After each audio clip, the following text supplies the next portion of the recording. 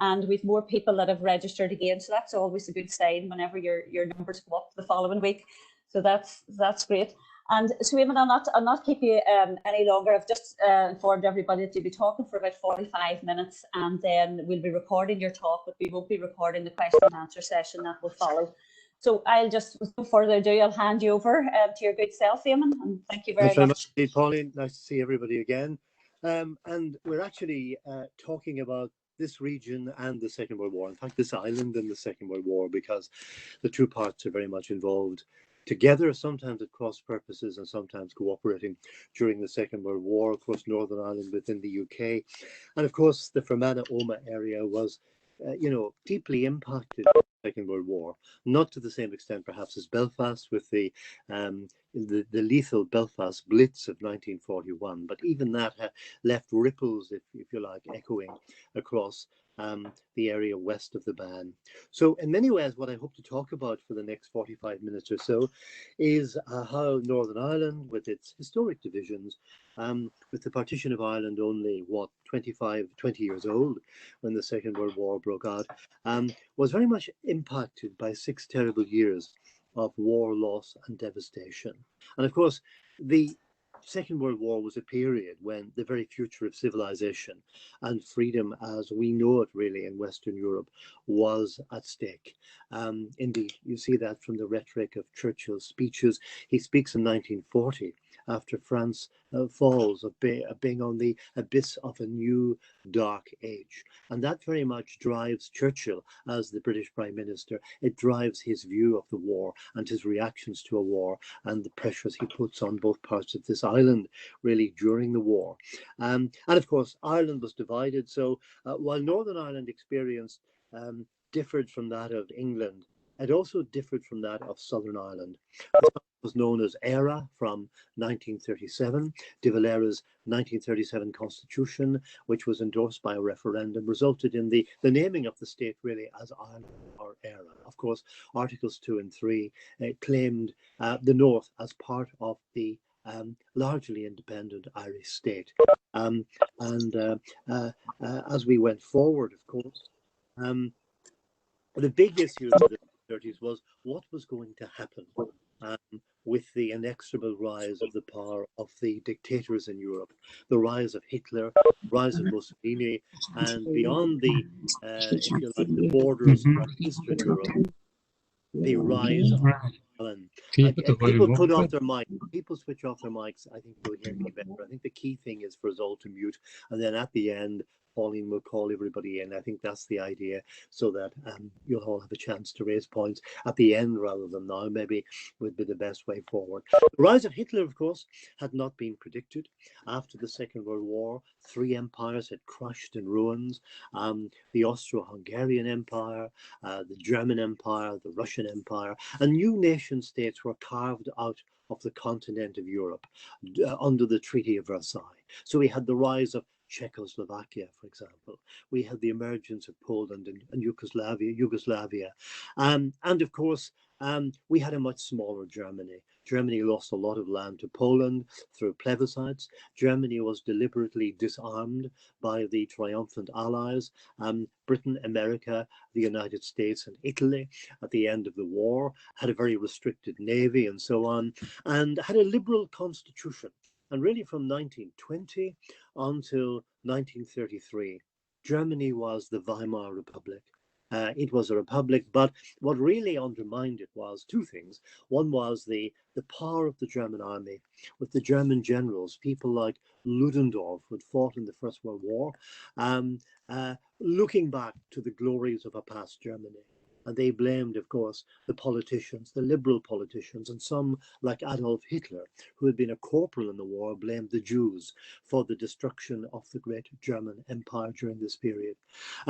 After that came the Wall Street crash of 1929, spiraling unemployment in Germany, and this propelled Hitler and his small Nazi party to the forefront of German politics.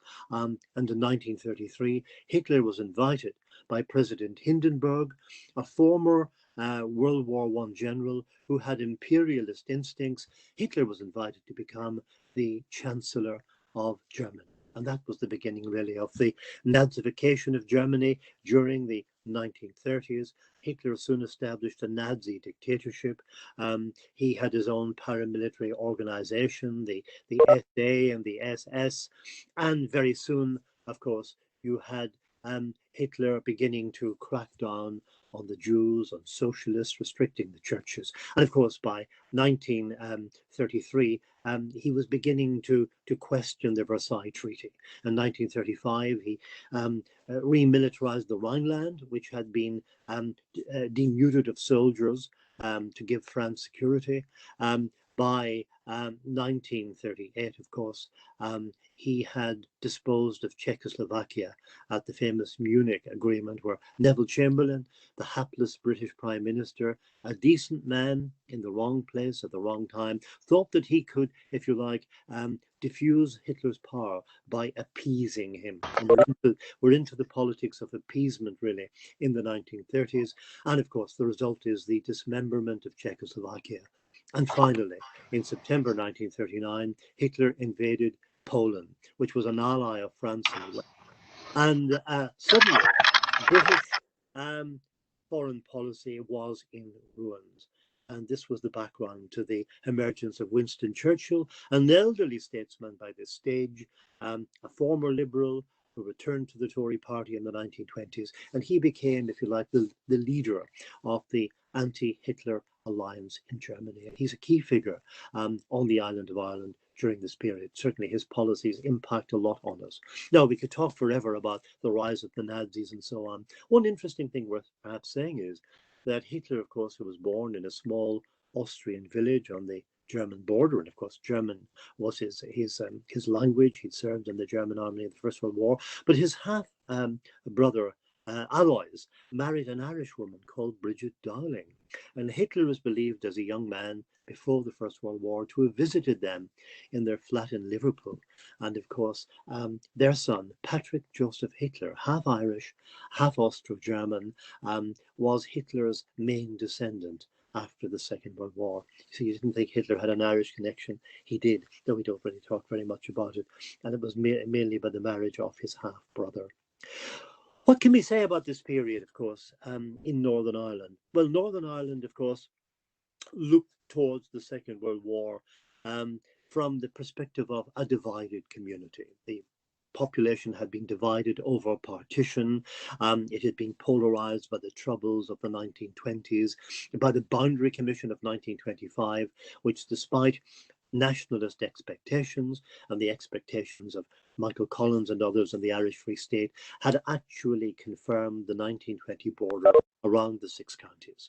By 1938, Lord Craigavon, the former James Craig, Edward Carson's deputy in the campaign of Home Rule, was Prime Minister. And he had a very elderly cabinet, many of them in their 80s by that stage, people who had been involved in the struggle against Home Rule and who didn't have a lot of charisma or dynamism at all. Yeah.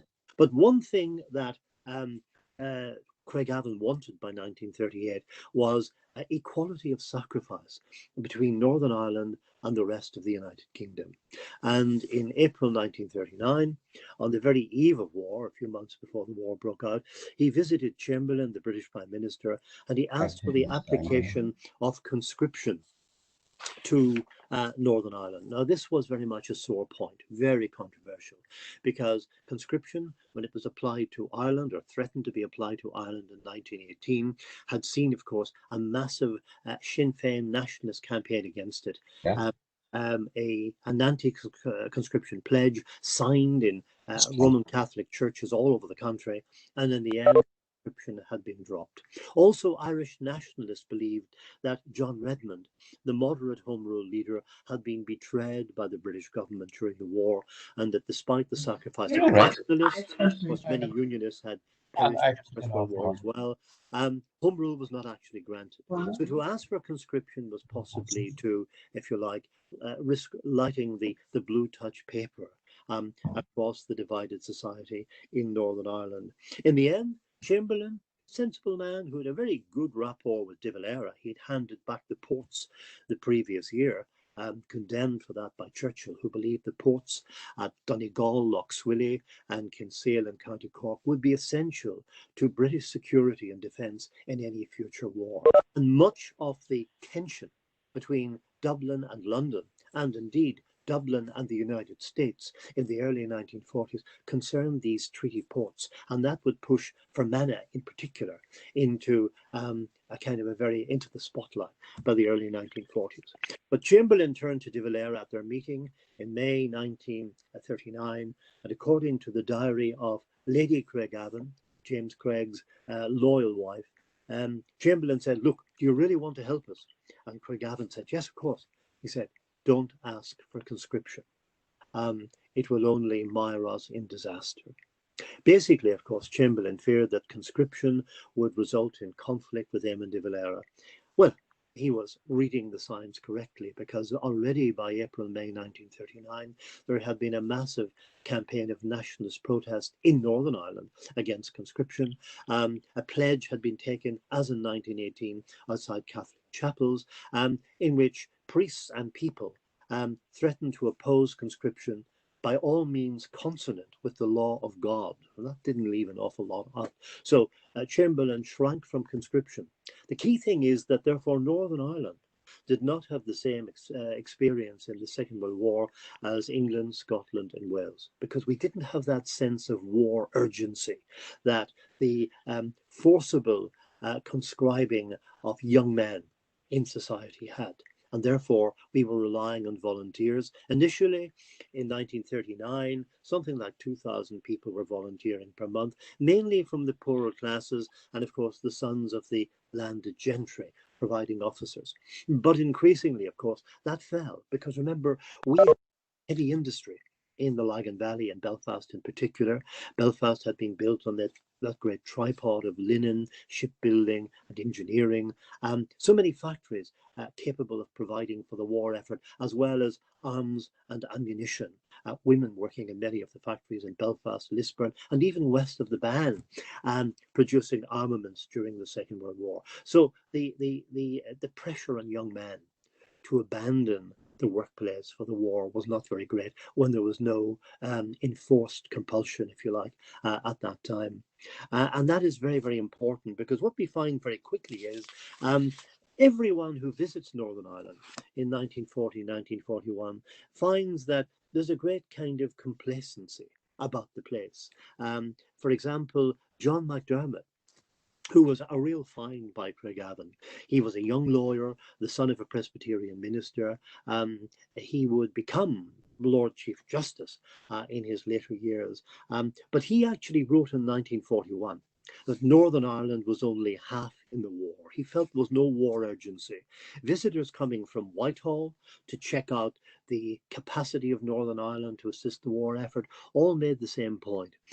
Harold Wilson, who visited the North in these years, said that it was almost like a deprived region. Harold Wilson was coming from the Department of Manpower in Britain. And he said that there was rising unemployment by 1940 instead of full employment to deal with the war effort. And he was not impressed at all. This is in his civil servant role, long before he became a prime minister charged with introducing civil rights in the late 1960s. Another official wrote that this kind of lack of urgency in Northern Ireland stretched from the highest cabinet minister to the humblest peasant on the Antrim coast. Rather class-ridden language, you'll agree there. But what they found was that blackout regulations, which had been introduced on a par with those in Britain, and were designed to thwart air raids, they were widely flouted on the streets of Belfast and other towns. Also, Stormont and the Stormont cabinet, the Northern government, if you like, seriously underestimated the vulnerability of Belfast and its heavy industry to German aerial attack. Now, of course, it was common for people to say in 1939 in Omagh or Enniskillen, the Germans will never come here. You know, the view was that we had enough problems of our own without Teutonic influences starting to make an impact. But in fact, once the Germans invaded France, once Paris fell in June 1940, and the French had bases not just on the French coast, but of course they captured the Channel Islands, which were part of Great Britain. Then, of course, they were in a position to target Harland and Wolff and Belfast's Short Brothers and Harland aircraft factory and other heavy industries in sort of northeastern corner of Ireland, and that becomes very, very important. How did the Unionist government react? So much time was wasted in the minutes of the Craigavon cabinet in its last sort of few months in 1940 before Craigavon's death, and then under J.M. Andrews, the linen baron who succeeded him in November 1940 as Prime Minister. So much time was devoted to, if you like, protecting Stormont from potential German attack. It was agreed that the entire Stormont building, gleaming white from its opening in 1932, should be painted black to, if you like, bluff the Luftwaffe. But also it was decided that Edward Carson's statue was a prime target for German warplanes. Why, we'll never know, because of course Edward Carson had actually some links with the Kaiser in the run-up to World War I, when the Ulster Volunteers had acquired 30,000 German rifles to oppose Home Rule. Nonetheless, it was decided that they would sandbag Carson's statue from the plinth to the very top of his monumental head, and so much time was devoted to this, but no time was spent really in discussing how a vast city like Belfast could be protected against aerial attacks. And on the eve of the Belfast Blitz of 1941, it seems ironic that anti-aircraft guns were actually sent back to England, on the view that they would hardly be needed here during that period. And this kind of sent lackadaisicality, if you like, percolated down to ordinary people, not just in the capital city, but in places like Fermanagh and Tyrone, and of course the northwest city of Derry, Londonderry, that would become very, very important, of course, in Allied defences during the war itself. And this is the background, really, to the Belfast Blitz of April 1941. The worst blitz came on Easter Tuesday. John McDermott, that sort of very bright lawyer who was Minister of Public Security, he predicted it. He said about the German Air Force, they will come after the first full moon. He was absolutely right. When Belfast was, if you like, lit up like a goldfish bowl on the 14th of April 1941, the Luftwaffe struck. They hoped to knock out the shipyards, the heavy engineering plant, Short Brothers, which were producing Sunderland flying boats, and other aircraft for the war effort.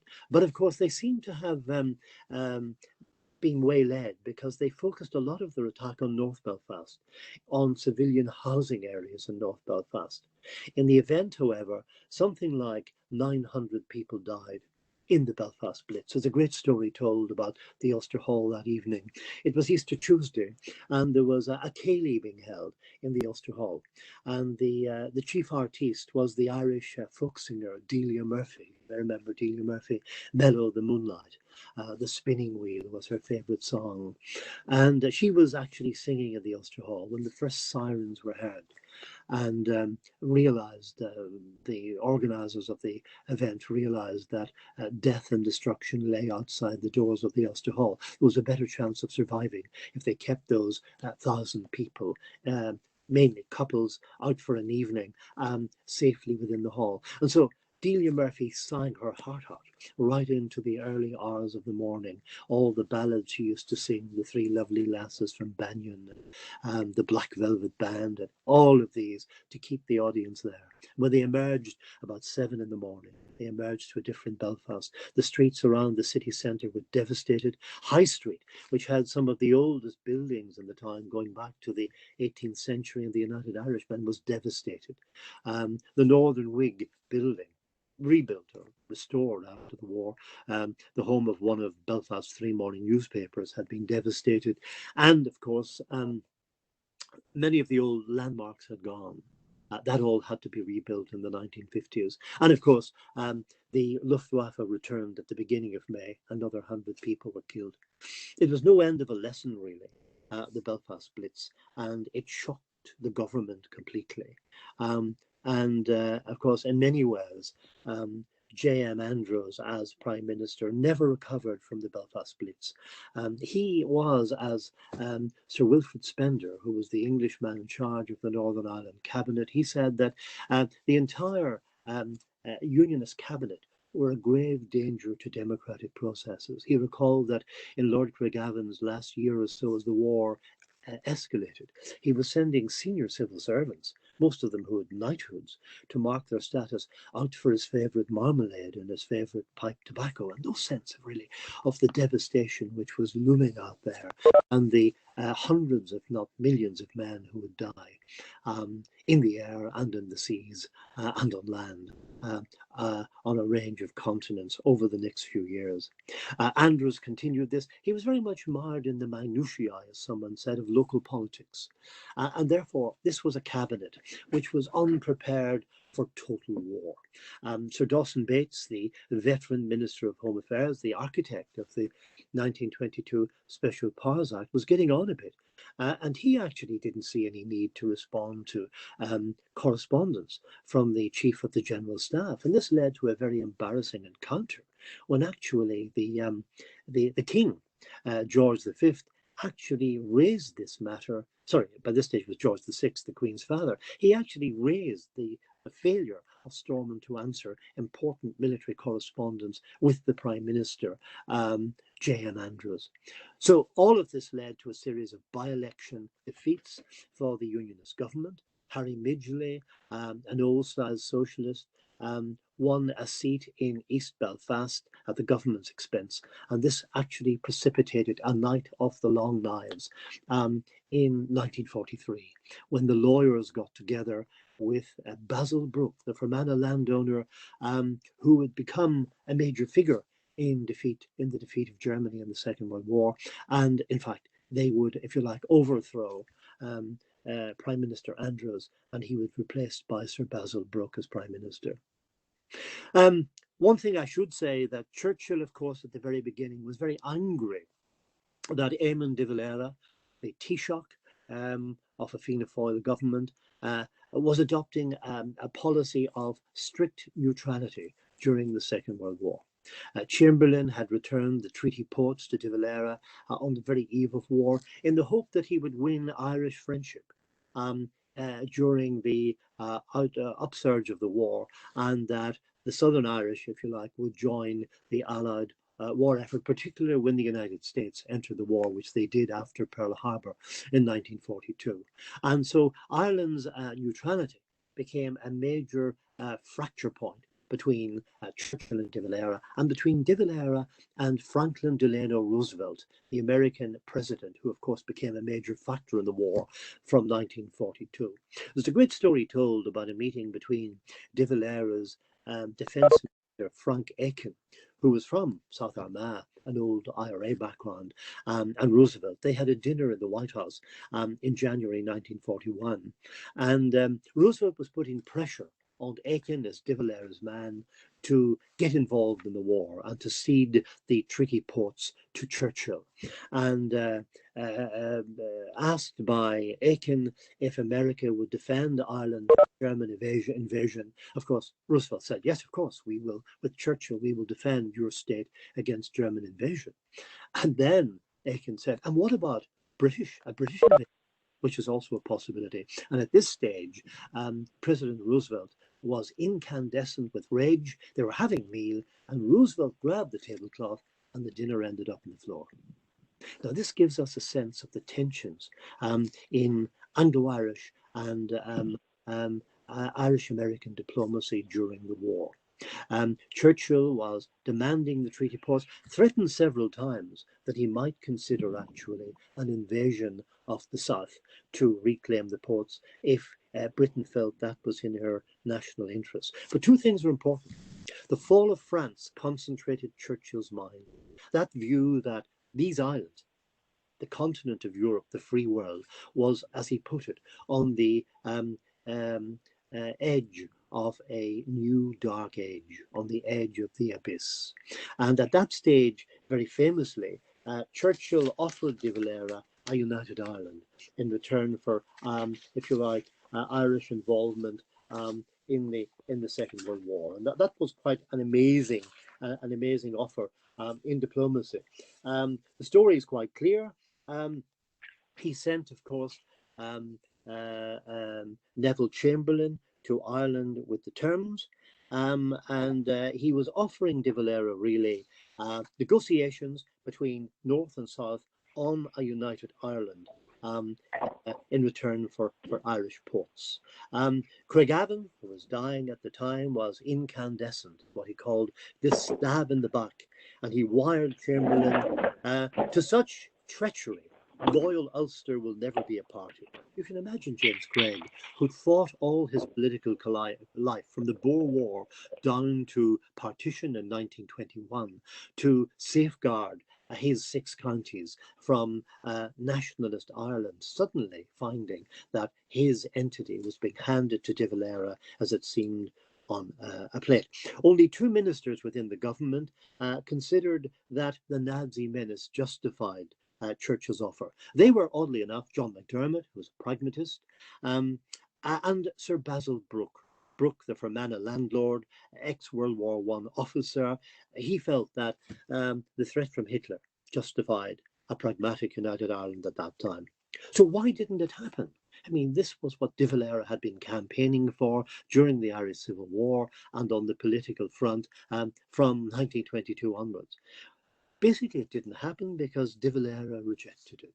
De Valera, very astute, put much more emphasis on Irish neutrality, Southern Irish neutrality, than he did on achieving a united Ireland. And he felt 2 things. One, he felt that the Germans were quite likely to win the war by 1940. I mean, they were now looking across the Channel at England, and the Battle of Britain, which would go on for the next few years, was really hotting up.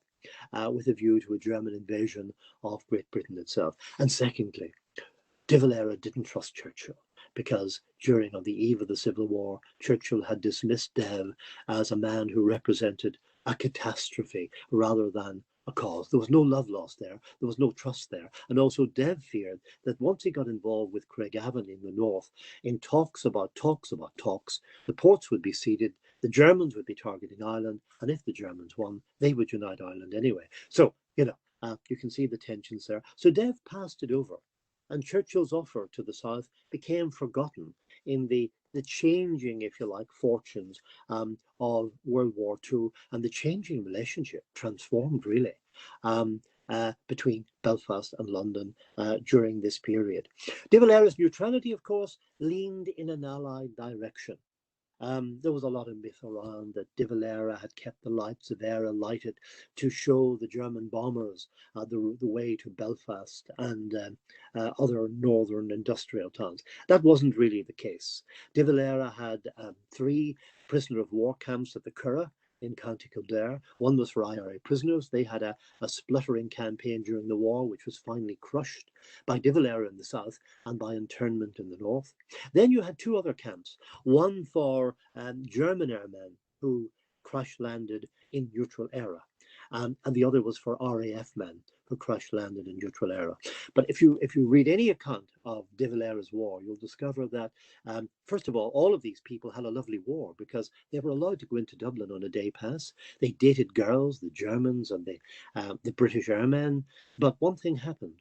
Every few weeks, the RAF men would be mysteriously spirited out of the prison, given tickets for the Belfast train, and 3 hours later would be at the Great Northern Railway Station in Belfast. So De Valera was leaning already in an Allied direction. Most importantly, from the point of view of Fermanagh and Omagh, was the agreement signed between De Valera and the British government in January 1941. We don't know a great deal about it. It was shrouded in mystery, and it survived the bitter rhetoric that, if you like, tossed to and fro between Dublin and London during this period.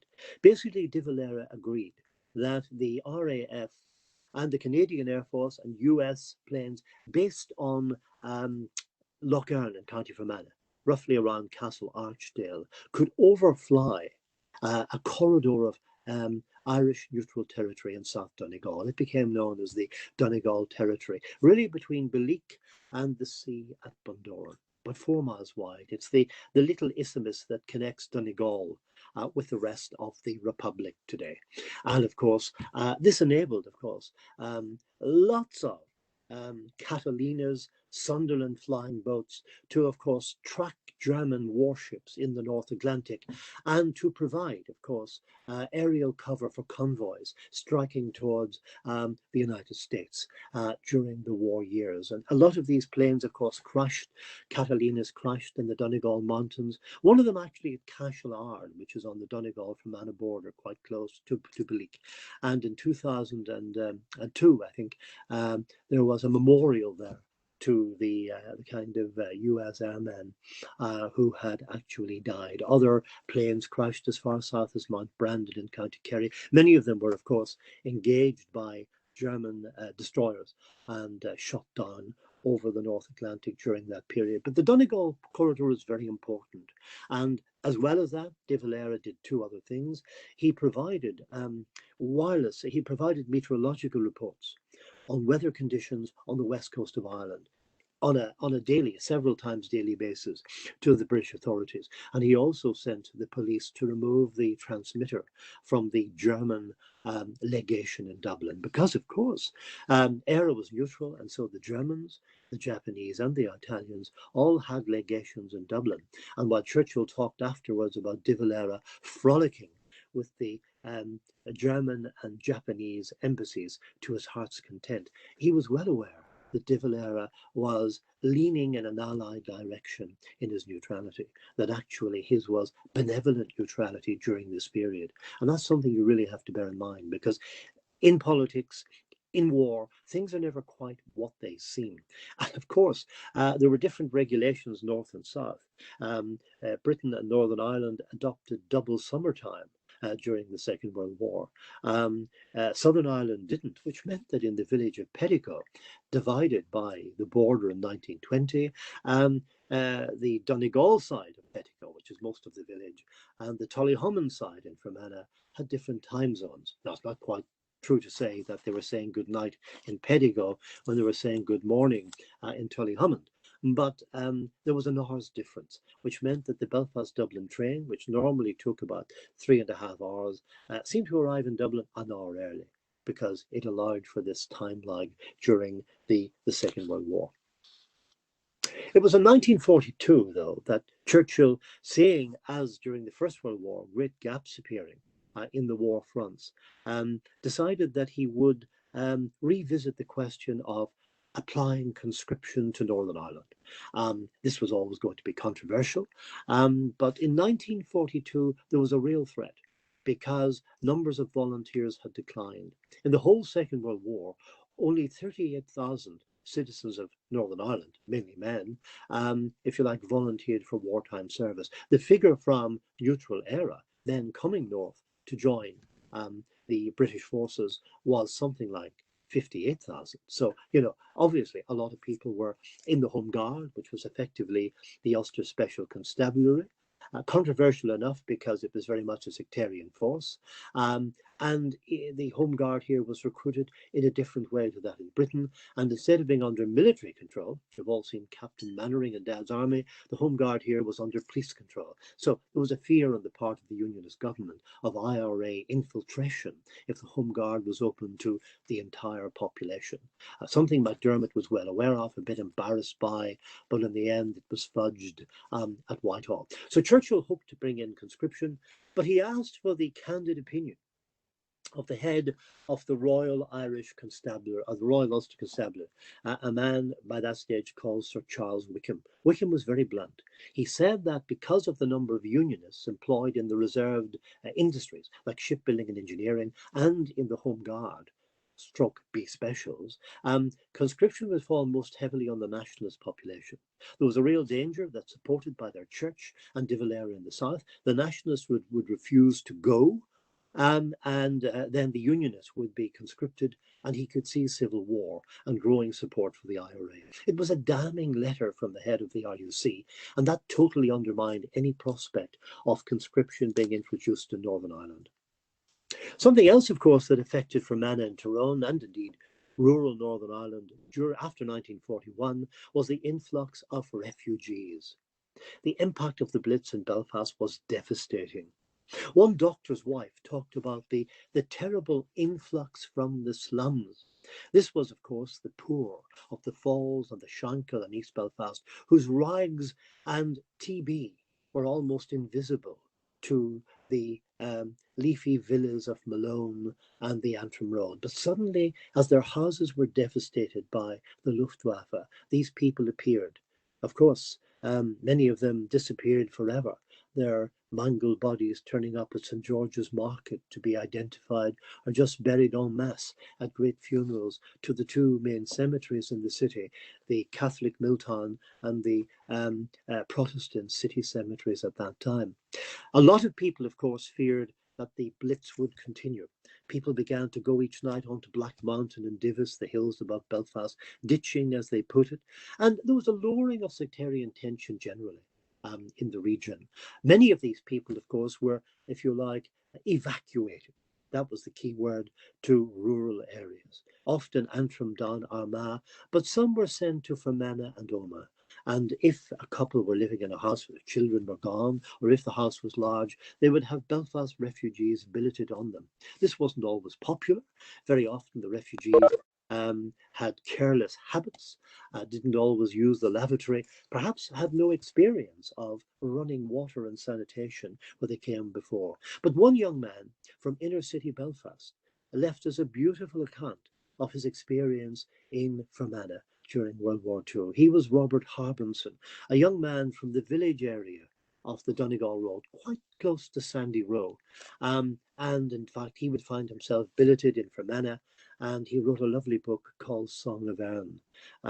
Though I was reading that Edith Sheridan, who was a member of the church that he was marched to every Sunday morning, said that she and her sisters didn't like this boy from Belfast with rough manners, who they had beautiful plaited hair, and behind them, and not terribly interested in the sermon, he would pull their plaits, and she remembers that with some distaste during the period. Smuggling, of course, was big business in Fermanagh and Tyrone during the Second World War. Lots of reports of, as on the trains. And of course, we have a railway system.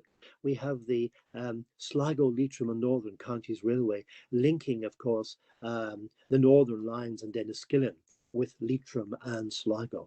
And lots of people going to Bundoran or Sligo for the day and returning slightly fatter than they left, often with butter and other provision, especially women, wrapped around them, bacon and all kinds of things. Some people made small fortunes. I knew a man called Brian Rooney from Cunyin in County Fermanagh. And during the Second World War, he realized as a young man in the Slieve Bay Mountains on the border that people couldn't get rubber brakes for their bikes. And he and another guy used to smuggle tires from Monaghan and cut them up, make brake pads. And they made a small fortune, which he told me about years later, because nobody else was doing this. So, as always in a crisis, some people flourished. But of course, in these years, the situation changes when Brookborough takes over. It's a much more, if you like, focused kind of administration. Brookborough revamped the cabinet. He dug out all the dead wood, the Dawson Bateses, the H.M. Pollocks, the Dawson, and all of that, and he replaced them by younger men. He also brought Harry Midgley, the former Labour leader, into his cabinet as Minister of Public Security. He brought a man called William Grant from the inner city, Shankill Road, in as Minister of Health. And Brookborough's aim was to strengthen the union. He realised that with the South neutral, with friction between De Valera and Churchill, there was an opportunity for Northern Ireland, if you like, to, if you like, assist the war effort and win British goodwill. And that's what he set out to do. His aim also was to transform the North into a kind of a great breadbasket, providing milk and butter and cheese and dairy produce and, of course, beef for the British market. So it becomes very, very important in that whole thing. He realized that industry had been neglected, and so there's an intensification of output from the factories and engineering works. For example, Harland and Wolff produce, hundreds of, if you like, ships of the line, and Shorts turn out Sunderland flying boats, and, if you like, Sterling bombers during the war.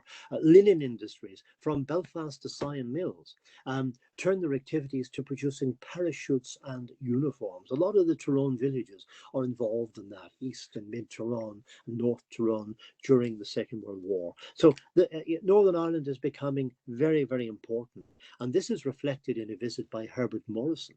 He was effectively the Home Secretary. He was a Labour politician. You had a coalition government under Churchill at Westminster, and he visited Belfast very famously during the war and was feted by Brookborough at the Reform Club in Royal Avenue. And he made it very clear that he contrasted the friendship and loyalty of Northern Ireland with what he thought was the disloyalty and lack of friendship of De Valera in the south at that time, despite the Donegal corridor, despite all of that. Relations within the north. Of course, there was full employment during the Second World War. You also had strikes, which were frowned upon by the British government. Strikes were illegal during the Second War, but they still took place. And this was considered to be a bit embarrassing. Brookborough, though, was very suspicious of the nationalist population. He discovered that nationalists were working in the deep docks in Derry on, if you like, classified work, which was fairly secret. And he wrote to a cabinet colleague, these people are a fifth column in our midst. If I was a German general, I would use them. So he had no sympathy for the minority at all.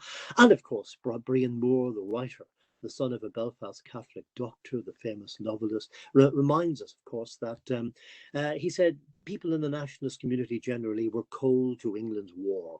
And one leading nationalist from County Fermanagh, Cahir Healy, founding father of Sinn Féin, he was father of the house when he retired from Stormont in 1965.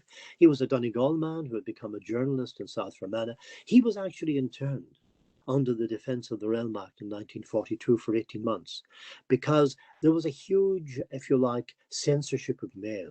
And some of Cahir Healy's letters were intercepted, and one to a local parish priest, the colourful Canon Tom Maguire of Newtown Butler, discussed the possibility of a German victory in the war, and maybe hinted at discussions with the German legation in Dublin. The letter was intercepted. Cahir Healy was imprisoned and spent a very, very interesting time, guess where?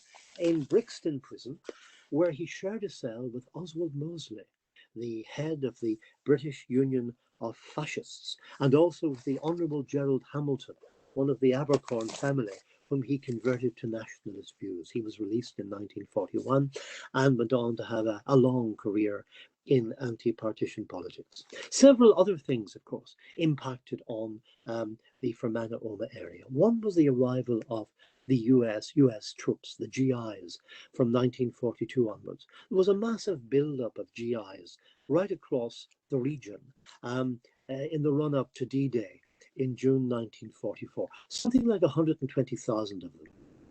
As someone famously said, they were overpaid, they were oversexed, and they were over here. And there were many romances with local girls after the war. Something like 600 GI brides were transshipped from Belfast to places in the Black Hills of Dakota and the deserts of Wyoming. Sometimes these matches worked out. In one case, a young woman from County Cavan who had come to nurse in Belfast had married a GI who was actually a lawyer, went to live with him in Chicago after the war, and she actually shot him dead. Her defense in court was that he had tried to harm their child. She was convicted and then acquitted and returned to live in Belfast the rest of her life. She's just dead of a few years. So they didn't always work out. But of course, in Omagh, the Americans were at Knocknamoe Castle. They were at Lislap House and Beltram Castle near Gorchin. They were at Loch McClory Lodge, and indeed they were at Ergana House, an old rectory near Omagh. Knocknamoe, though, was very important because it was visited by General Eisenhower in the run-up to D-Day. One story is that he actually met Field Marshal Bernard Law Montgomery, a native of Moville in County Donegal, there around 1944. And the Americans were all over the area, really, at the dances, all that kind of thing. And of course, they were also, of course, in Enniskillen. A lot of Americans in Fermanagh during the Second World War as well. Of course, they manned many of the Catalinas, which follow the Atlantic convoys. And it was one of those Catalinas from Castle Archdale, which in May 1941 spotted the German battleship, the Bismarck, one of the finest German warships of all time. And of course, it was tracked down and sunk, which was a great coup for the British during the Second World War. So a real sense, I suppose, of all of that during that particular period of the Second World War.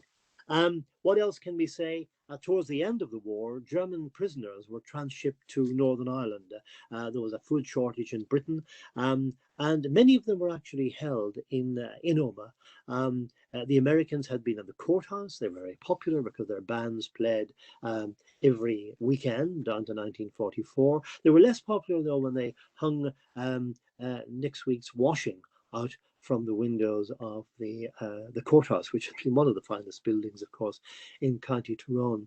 After that, of course, the German prisoners of war arrived, and they became a major attraction for people going on Sunday walks. It was quickly discovered many of the Germans had jewelry skills.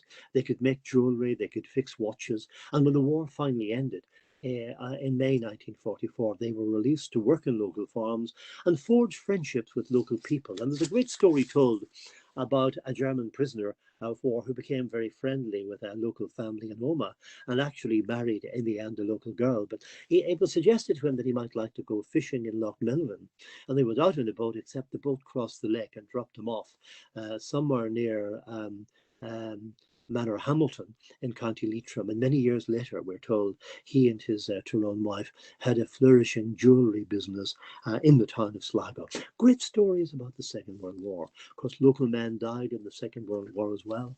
Their names are remembered in war memorials across the two counties. Men who joined up, who didn't have to join, and who died very often in Germany in the final advance as Germany collapsed and the Nazi tyranny came to an end. By May 1942, it was realized that Hitler had committed suicide with his mistress in the bunker in Berlin.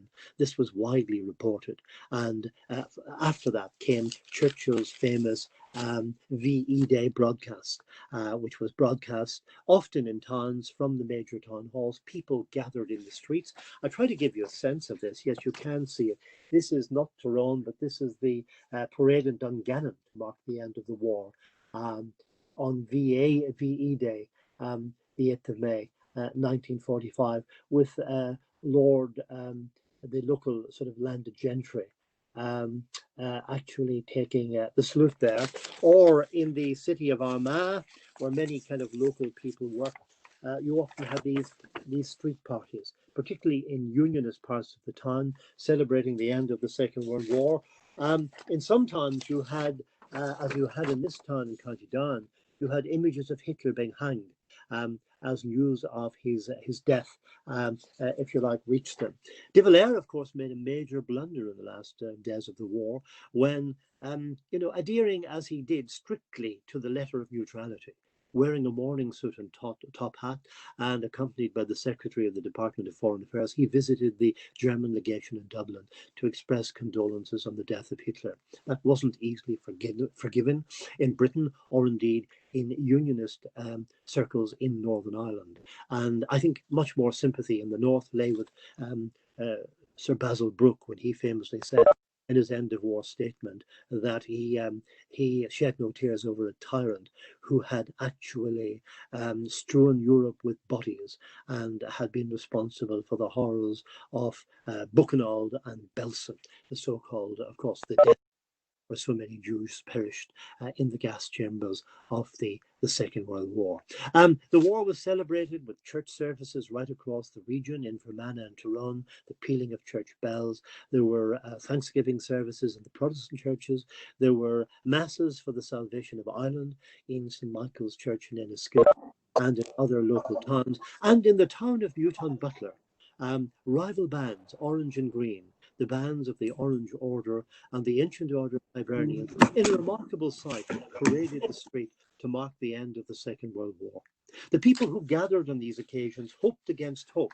That, of course, this is Armagh, where you have a spontaneous upsurge on the streets on VE Day. People of all traditions just delighted that this chapter of horror had ended. But of course, people hoped against hope that a better future lay beyond. The Beveridge Report in 1942 had sketched out a new system of family allowances, pensions from the cradle to the grave. Of course, the people who cheered Churchill voted against him, particularly the ex-servicemen in 1945. A Labour government with a socialist programme were returned in Britain, and they, of course, would mould the welfare state, and they would extend it to Northern Ireland. By 1948, we had the National Health Service, and we had the famous 1944 English Education Act extended here, which provided education from nursery level to university. And that, of course, would have a transformative effect on this area, because it would be the driver, if you like, for education, social, cultural change, resulting in the so-called 11+ generation. Many of these first-time graduates from university came from a Roman Catholic nationalist background, and they would become, of course, members of the forefront of the civil rights movement of the 1960s. So an amazing period. I hope I've given you a sense of that period, a sense of the highs and lows, and a sense of how it affected Fermanagh and indeed Omagh. Thank you very much. Thank you very much, Eamon. That was wonderful. I've learned so much. I don't know about other people, the other participants. I'm sure they have too. And if there's anybody has any questions,